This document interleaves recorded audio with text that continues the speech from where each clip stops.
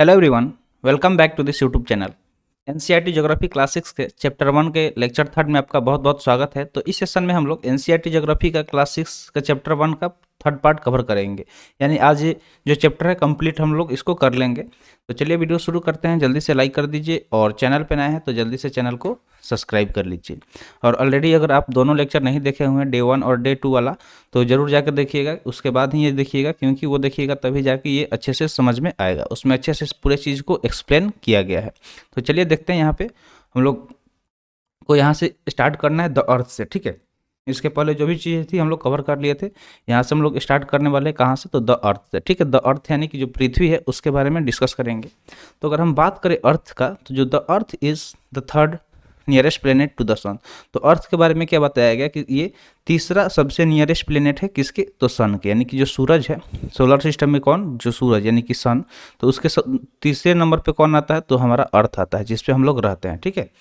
In size it is the fifth largest planet. अगर पूछा जाएगा आपसे कभी भी कि पृथ्वी साइज में कितने नंबर पे आता है, तो 5वें नंबर पे। आपको याद रखना है कि पृथ्वी साइज के अनुसार देखा जाए तो कितने नंबर पे बड़ा है, तो 5वें नंबर, ठीक है। It is slightly flattened at the poles. अगर इसकी हम पोल्स की बात करें, ठीक है, मान लीजिए कि एक शेप बना के आपको दिखा रहे हैं, जैसे इस तरह से पृथ्वी है, ठीक है, इस तरह से पृथ्वी है। तो जो पृथ्वी है ना, तो यहाँ जो ये पोल है, ये इसको हम लोग पोल बोलते हैं। यहाँ पे जो पोल है तो यहाँ पे फ्लैटेंड है इस तरह से, ठीक है, किस तरह से, इस तरह से। जैसे आप संतरा देखे होंगे, संतरा दोनों तरफ से इस तरह से होता है और यहाँ पे इस तरह से फ्लैटेंड होता है, इस तरह से होता है, ठीक है। तो ये फ्लैटेंड है, यहाँ पे कहाँ पे, पोल पे फ्लैटेंड है। तो यही चीज़ यहाँ पे बताया गया कि फ्लैटेंड है, यानी कि हल्का सा दबा हुआ है। That is why its shape is describe as geoid. इस वजह से हम इसका जो शेप है किस तरह से डिस्क्राइब किया जाता है, तो जियोइड, ठीक है। अगर पृथ्वी का शेप आपसे कभी भी पूछ लिया जाए, जब भी कंपटीशन में अगर पूछा जाता है तो शेप पूछा जाएगा, तो वहाँ पे जियोइड ऑप्शन में रहेगा, ठीक है। अगर जियोइड ऑप्शन में रहेगा तो आपको जियोइड ही टिक मार्क करना है, क्योंकि इसका एक्यूरेट शेप जियोइड ही है। Geoid means an earth like shape. तो जियोइड का मतलब क्या होता है, जियोइड की अगर हम मतलब की बात करें तो इसका मतलब होता है एन अर्थ लाइक शेप। यानी कि ये एक तरह का अलग से शेप ही बनाया गया, इस शेप का नाम दिया गया कि जो चीज़ अर्थ के शेप जैसा हो उसको जियोइड बोलेंगे। तो अर्थ का शेप कैसा है, जियोइड है, ठीक है। इतना चीज़ समझ में आ गया होगा। बढ़े आगे, तो चलिए बढ़ते हैं। आगे दिया गया कि conditions favourable to support life are probably found only on the earth. यानी कि हम बात करें वैसे कंडीशंस का जो फेवरेबल है, यानी कि सही है, ठीक, किसके लिए, टू सपोर्ट लाइफ, जो हमारा लाइफ है, यानी कि जीवन यापन करने के लिए जो भी फेवरेबल कंडीशन है वो कहाँ पे मिलेगा, तो प्रोबेबली मतलब ये ही है कि ज़्यादा वो पृथ्वी पे ही पाया जाता है, ठीक है। ये सिर्फ पृथ्वी पे है।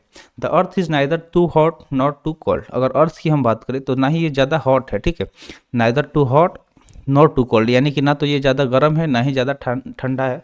तो ना ज़्यादा गर्म है ना ठंडा है, इस वजह से क्या है, हम लोग यहाँ पे अच्छे से सर्वाइव कर सकते हैं। और यहाँ पे जो भी फेवरेबल कंडीशन है, जैसे कि मान लीजिए कि वाटर हो गया, एयर हो गया, ये सब क्या है, मेन जो कंपोनेंट है सर्वाइवल के, ये सब यहाँ पे अवेलेबल है। जैसे कि दिया गया है इट हैज़ वाटर, क्या दिया गया, इट हैज़ वाटर, ठीक है, water and air which are very essential for our survival. तो हमारे जीवन के लिए सबसे ज़्यादा जरूरी क्या है, पानी और हवा, पानी और हवा, ठीक है। तो पानी और हवा जो है हमारे लाइफ के लिए सबसे ज़्यादा इंपॉर्टेंट है, हमारे सर्वाइवल के लिए इंपॉर्टेंट है, जो हमारे पृथ्वी पे अवेलेबल है। The air has life supporting gases. अगर एयर की हम बात करें तो उसमें वैसे गैसेस अवेलेबल हैं जो कि लाइफ सपोर्टिंग है। जैसे क्या हो गया, ऑक्सीजन हो गया, क्या है, ऑक्सीजन दिया गया, ठीक है। जो ऑक्सीजन है वो क्या है, लाइफ सपोर्टिंग गैसेस हो गया, ठीक है।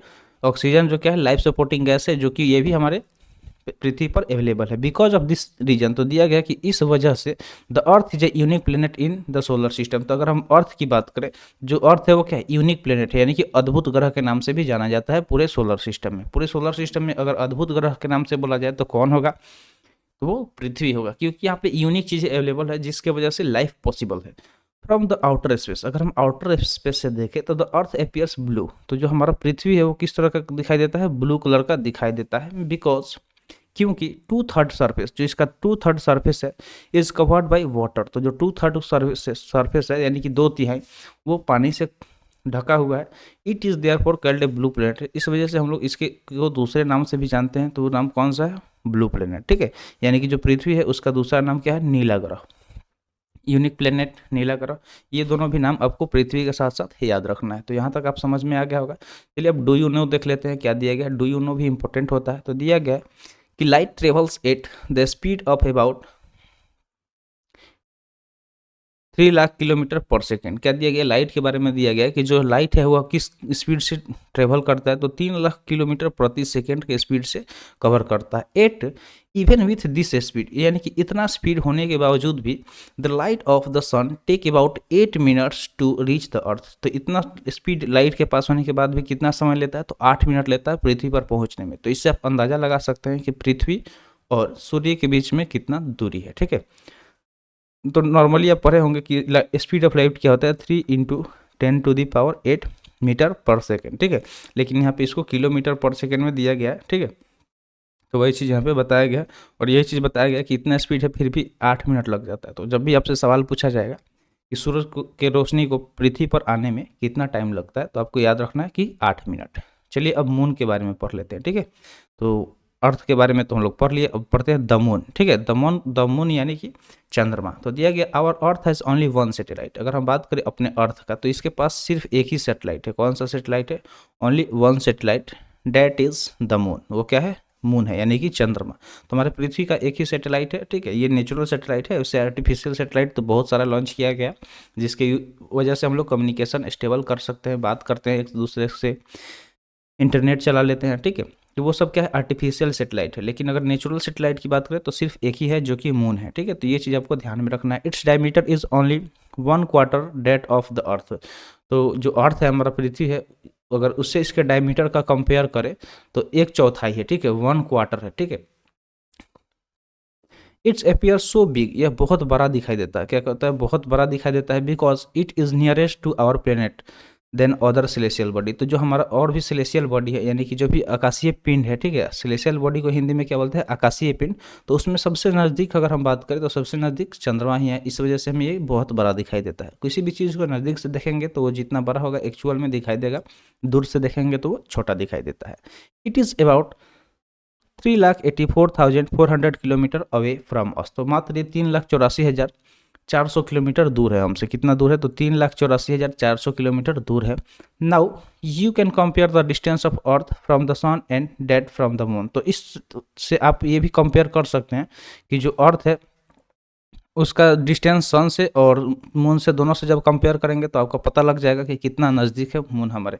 ठीक है, ऊपर हम बताए थे आपको, तो जल्दी से अभी कमेंट सेक्शन में बताइए अगर आप लेक्चर देखे हुए हैं। तो जो अर्थ है, ठीक है, अर्थ और सन के बीच में कितना डिस्टेंस है, अर्थ और सन के बीच में कितना डिस्टेंस है, जल्दी से कमेंट सेक्शन में लिखिए। तो वीडियो पॉज करके देखते हैं कि किस किस को पता है, क्योंकि हम बता चुके हैं ऑलरेडी ये चीज़। चलिए आगे बढ़ते हैं। अगला पॉइंट यहाँ पे दिया गया है कि the moon moves around the earth in about 27 days. तो अगर हम मून की बात करें तो जो मून है वो किसका चक्कर लगाता है, तो प्लेनेट जो है हमारा अर्थ, उसका चक्कर लगाता है। क्योंकि मून एक सैटेलाइट है और सैटेलाइट हमेशा प्लेनेट का चक्कर लगाएगा। तो ये अगर हम बात करें पृथ्वी का चक्कर कितने दिन में लगाता है, तो आपसे जब भी पूछा जाए आपको याद रखना है कि 27 दिन। कितना दिन, 27 दिन। ठीक है, it takes exactly the same time to complete one spin. तो एक स्पिन पूरा करने में ये सेम टाइम लेता है, यानी कि हमेशा 27 दिन ही पूरा लेके ये पूरा कर लेता है। As a result only one side of moon is visible to us on the earth. ठीक है, तो अगर हम पृथ्वी से देखेंगे तो यही वजह है कि जो मून है उसका सिर्फ एक ही साइड, एक ही तरफ से हम लोग उसे देख सकते हैं। The moon does not have condition favourable for life. अगर हम मून की बात करें तो मून के पास वैसे कंडीशन अवेलेबल नहीं है जो लाइफ को सपोर्ट करे। ठीक है, यानी कि लाइफ के लिए सही हो। इट हैज़ माउंटेन, इसके पास माउंटेन्स है, यानी कि पहाड़ है, प्लेन्स है, डिप्रेशंस है। ठीक है, क्या है, पहाड़ है, प्लेन्स है, डिप्रेशंस है, और भी क्या चीज़ें यहाँ पे अवेलेबल है। सरफेस है, ठीक है, इस पर सरफेस है, डिप्रेशन सरफेस है। This cast shadow on moon. ठीक है, जिस वजह से क्या करता है ये कि मून पे एक कास्ट शेडो करता है। Look at the full moon, जो कि अब जब पूर्णिमा होता है ना, तो हम लोग देखते हैं उस शेडो को, देखते होंगे कि उस पर धब्बा धब्बा सा लगता है। और जब हम अपने दादी और नानी का कहानी सुनते हैं तो उसमें वो लोग क्या बताते हैं कि कैसे जो चंद्रमा पे दाग है, तो वो सब बस बनावटी कहानी है। रियल में यही चीज़ है कि वहाँ पे बहुत सारी चीज़ अवेलेबल हैं। ठीक है, माउंटेन्स वगैरह, जिसका वो धब्बा दिखाई देता है शेडो की वजह से। ठीक है, अब यहाँ पे कुछ पॉइंट ऊपर रह गया, पॉइंट यही दिया गया, इंटरेस्टिंग फैक्ट दिया गया। तो चलिए इसको हम लोग जान लेते हैं। इंटरेस्टिंग फैक्ट क्या दिया गया, इंटरेस्टिंग फैक्ट दिया गया है कि Neil Armstrong was the first man to step on the surface of moon on 20 July 1969। तो आपसे पूछा जाएगा कि चंद्रमा पर पहला कदम किसने और कब रखा था, तो आपको एक नाम याद रखना है। नाम कौन सा, नील आर्मस्ट्रॉन्ग। ठीक है, सबसे पहले किसने रखा था, नील आर्मस्ट्रॉन्ग ने रखा था। कब रखा था, 20 जुलाई 1969 को रखा था। Find out whether any Indians has landed on the moon. तो पता करना है कि क्या कोई और भारतीय है जिसने चंद्रमा पे कदम रखा है। अगर करना है ये आपको, ठीक है, कि रखा है या नहीं। चलिए आगे देख लेते हैं। सेटेलाइट के बारे में दिया गया यहाँ पे। तो क्या दिया गया कि ए सैटेलाइट, ठीक है, a satellite is a celestial body that moves around the planet in the same way as the planet move around the sun. तो सैटेलाइट के बारे में हम अभी बताए थे थोड़ा देर पहले कि जिस तरह से हमारा पृथ्वी या फिर कोई भी जो भी प्लेनेट है, 8 ग्रह सूर्य का चक्कर लगाते हैं, सेम उसी तरीके से जो सैटेलाइट होते हैं ग्रहों का चक्कर लगाते हैं, ठीक है। तो यही चीज़ बताया गया है। A human made satellite is an artificial body. अब यहाँ पे ह्यूमन मेड सैटेलाइट के बारे में बात हो रहा है, जो क्या है, एक आर्टिफिशियल यानी कि मानव निर्मित बॉडी है। It is design by scientist to gather information about the universe और फॉर कम्युनिकेशन। तो अगर हम बात करें सैटेलाइट जो भी लॉन्च किया जाता है, चाहे इसरो हो, DRDO, इसरो द्वारा किया जाता है या फिर नासा वगैरह करता रहता है, हमेशा सैटेलाइट लॉन्च करता है, ठीक है। तो उसका मेन वजह क्या होता है कि वो यूनिवर्स के बारे में कुछ चीज़ें इन्फॉर्मेशन पता करे या फिर कम्युनिकेशन के लिए। जैसे मान लीजिए हम लोग बात करते हैं फ़ोन पे, तो उसके लिए भी क्या होना चाहिए, नेटवर्क ज़रूरी है। तो वो कम्युनिकेशन स्टेबल करता है, इंटरनेट चलाते हैं। ये सारे किस वजह से होते हैं, तो सैटेलाइट की वजह से होते हैं। It is carried by rocket, तो उसको रॉकेट द्वारा लेके जाया जाता है, and place in orbit around the earth, और उसके बाद से पृथ्वी के कक्षा में उसको स्थापित कर दिया जाता है। Some of the Indian satellites in space are, अगर अभी फिलहाल की बात करें तो कुछ इंडियन सैटेलाइट स्पेस में अवेलेबल हैं, जैसे कि इनसेट हो गया, IRS हो गया, एडूसेट हो गया। तो ये सारे क्या है, भारतीय उपग्रह हैं। जैसे कि आप यहाँ पे पिक्चर में देख सकते होंगे, पिक्चर में दिखाया गया कि यहाँ पे रॉकेट को लॉन्च किया गया, ठीक है। रॉकेट को लॉन्च किया गया, सबसे पहले इसमें डाल के सैटेलाइट को, उसके बाद से रॉकेट को falls back to the earth, उसके रॉकेट को गिरने लगा और इसको क्या किया गया, सैटेलाइट इंटर कर गया किसमें, पृथ्वी के कक्षा में, ऑर्बिट में, ठीक है। तो समझ में आ गया होगा इतना चीज़ पिक्चर के थ्रू। इसी तरह से सैटेलाइट को लॉन्च किया जाता है। अब दिया गया कि what do animals and plant require in order to grow and survive. तो अब यहाँ पे एक सवाल पूछा जा रहा है, ये सवाल आप बताइएगा इसका answer. What do animals and plants, जो एनिमल्स यानी कि जानवर है और प्लांट्स, उनको जरूरी है किस लिए, ग्रो और सर्वाइव करने के लिए, यानी जिंदा रहने के लिए, वृद्धि करने के लिए, ठीक है। उन लोगों को क्या क्या चीज़ें ज़रूरत पड़ती है, जो भी बेसिक चीज़ है उसके बारे में आपको लिखना है, जो सबसे ज़्यादा ज़रूरी है, ठीक है। तो ये आपको पता लगा कि कमेंट सेक्शन में बताना है। तो यहाँ पे हम लोग देख लिए थे। अब 2 पॉइंट यहाँ पे रह गया एक एस्टेरॉइड। आगे हम लोग एस्टेरॉइड के बारे में डिस्कस करेंगे कि एस्टेरॉइड क्या होता है। तो एस्टेरॉइड अगर हम बात करें तो एस्टेरॉइड बेल्ट हम लोग देखे थे कहाँ पे, सोलर सिस्टम में। सोलर सिस्टम में किसके किसके बीच में, तो जुपिटर और मार्स के बीच में। तो दिया गया अपार्ट फ्रॉम द स्टार, ठीक है, स्टार्स के अलावा प्लैनेट्स एंड सैटेलाइट, ठीक है। चाहे हम बात कर ले स्टार्स का, यानी कि जो भी तारे थे, ग्रह थे और सैटेलाइट्स थे, उसके अलावा there are numerous tiny bodies, तो उसके अलावा बहुत सारे न्यूमरस यानी कि असंख्य टीनी बॉडी है, which also move around the sun, जो कि सूरज का चक्कर लगाते हैं। This body are called asteroid. तो इन्हें हम किस नाम से जानते हैं, एस्ट्रॉइड के नाम से जानते हैं। They are found between the orbit of Mars and Jupiter. तो ये किसके बीच में पाए जाते हैं, तो जो ऑर्बिट है मार्स और जुपिटर का, उसके बीच में एस्ट्रॉइड बेल्ट आपको देखने को मिलता है, जो कि हमने पिक्चर में बताया था, ठीक है। चलिए एक बार दिखाई देते हैं, ठीक है, एक बार फिर से दिखाई देते हैं ताकि आपको ठीक से क्लियर विजुअल हो जाए और समझ पाए आप उसको। तो यहाँ पे जब ऊपर की तरफ आएंगे तो देखिए यहाँ पे एस्ट्रॉइड बेल्ट यहाँ पे दिखा रहा है। देखिए ये वाला एस्ट्रॉइड बेल्ट हो गया, ठीक है। ये जो बेल्ट है एस्ट्रॉइड बेल्ट है, ठीक है, ये एस्ट्रॉइड बेल्ट है, ठीक है। तो इसी के बारे में बात हो रहा है। ये किसके किसके बीच में है, तो मार्स और जुपिटर के बीच में ये बेल्ट आपको देखने को मिलेगा, ठीक है। फिगर 1.2 में दिया गया, scientist are of the view that asteroids are the part of planet which exploded many years ago. तो साइंटिस्ट का ये व्यू है, ठीक है, उनका ये मतलब मानना है कि जो भी एस्ट्रॉइड्स हैं जो कि हमारे सोलर सिस्टम में घूमते हैं सन के चारों तरफ, तो वो क्या है, पार्ट्स है प्लेनेट का, वो भी प्लेनेट्स का पार्ट्स है जो कभी ना कभी एक्सप्लोडेड हुआ था, यानी कि ब्लास्ट हुआ था बहुत साल पीछे, तो उसका जो टुकड़ा है उस तरह से रह गया। बढ़ते हैं आगे, ठीक है। तो ये चीज़ आप याद समझ लीजिए।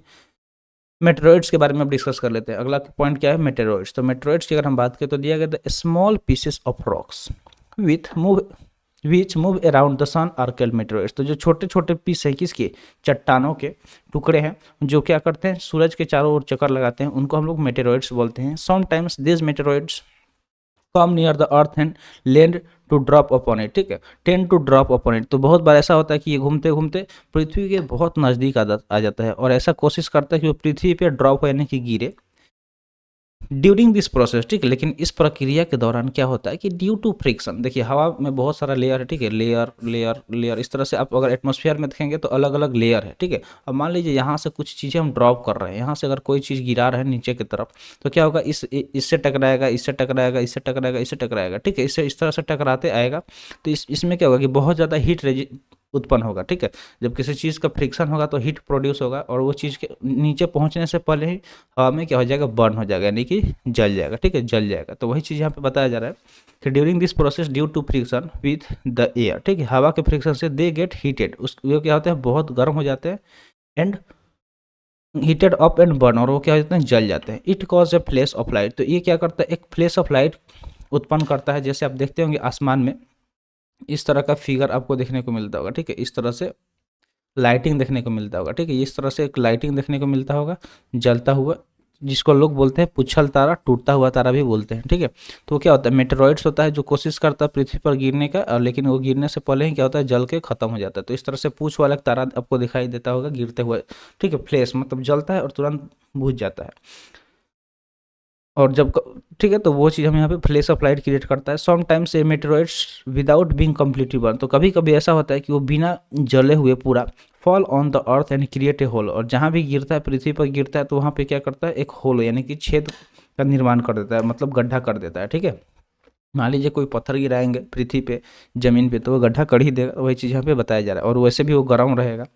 तो do you see a whitish broadband, ठीक है। अब चलिए यहाँ पे देखते हैं कि कभी क्या आपने व्हाइटिश ब्रॉडबैंड इस तरह से जो दिखाया गया है पिक्चर में, ऐसा आपने देखा है क्या, यहाँ पे पिक्चर में देखिए दिखाया गया है, इस तरह से आपने कभी देखा है क्या, like a white glowing path across the sky on clear स्टेरी night. तो जब क्लियर स्टेरी नाइट होता है उसमें एकदम white glowing path across the sky, यानी कि पूरे आसमान में दिखाई देता है। It is cluster of millions of star, अगर हम उसकी बात करें तो वो क्या होता है, तो cluster of millions of star होता है, यानी कि तारों का पूरा समूह होता है, मिलियन ऑफ स्टार का समूह होता है। This band is milky way Galaxy, अगर इस हम बैंड की बात करें तो वो कौन सा गैलेक्सी है, मिल्की वे गैलेक्सी। इसका नाम क्या है, मिल्की वे गैलेक्सी। फिगर 1.6 में यहाँ पे दिया गया है, ये क्या है, मिल्की वे गैलेक्सी है। और solar system is a part of this Galaxy, तो जो हमारा सोलर सिस्टम है वो इस गैलेक्सी का पार्ट है, यानी कि उसका एक भाग है, ठीक है। आगे हम बात करते हैं इन एंशियंट इंडिया, अगर हम एंशियंट इंडिया की बात करें, प्राचीन भारत का, तो it was imagine to be river of India, ठीक है।